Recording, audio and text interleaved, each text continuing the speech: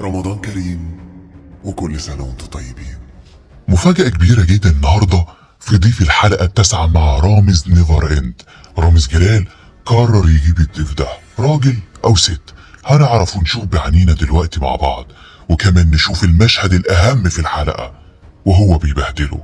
بجد بجد ما كانش ينفع أبدا الفنانة دي أو الفنان ده يتبهدل بالطريقة دي. تعالوا نشوف مع بعض ونكرر، بس قبل ما نبدأ نصلي على نبينا محمد، نحط لايك على الفيديو، ولو حابين اشتركوا في القناة.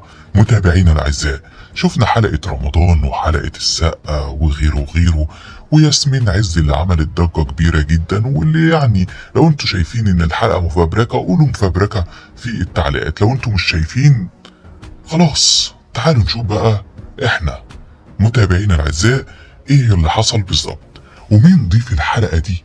انا مش بشوقكم على حاجة عشان تشوفوا الفيديو، ولكن في حاجة مهمة جدا.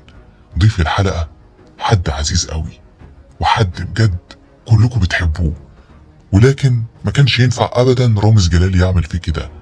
مين هو ضيف الحلقة التاسعة في رامز نيفر اند؟ متابعينا الاعزاء، رامز جلال في البرنامج بتاعه دايما بيقول ان هو صادق، ودايما بيقول ان الضيوف بيكونوا صادقين. ده غير ان في ضيوف كتيرة طلعوا في برامج خارجية وقالوا ان بالفعل هم كانوا قابضين وكانوا عارفين بالفعل ان هم بيعملوا المقلب مع رامز جلال، وضيوف تانيين كانوا بينكروا الكلام ده تماما. وفي ضيوف في السنة دي رمضان 2023 قالوا ان احنا بالفعل طلعنا مع رامز، ولكن حلقاتنا مش هتتذاع لان حصل فيها مشاكل كبيرة وكان فيها كمية سب كبيرة ما قبلهاش رامز جلال او ما قبلتهاش ادارة MBC. متابعينا الاعزاء، ايه اللي حصل؟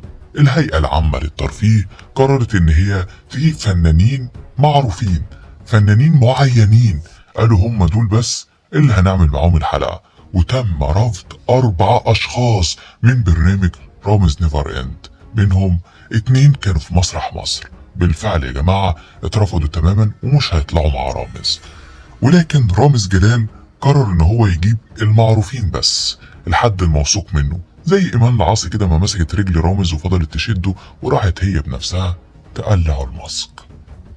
رامز جلال الضيف ده ما كانش ينفع ابدا يتبهدل منه كده.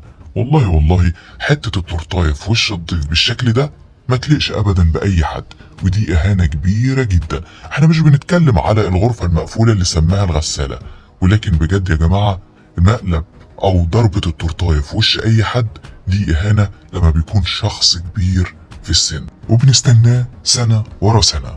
ضيفة الحلقة دي يا جماعة هي الفنانة الجميلة ريهام عبد الغفور. هنشوفكم في فيديو قادم، يا رب تكونوا بكل خير ونستمتع كلنا بالحلقة دي.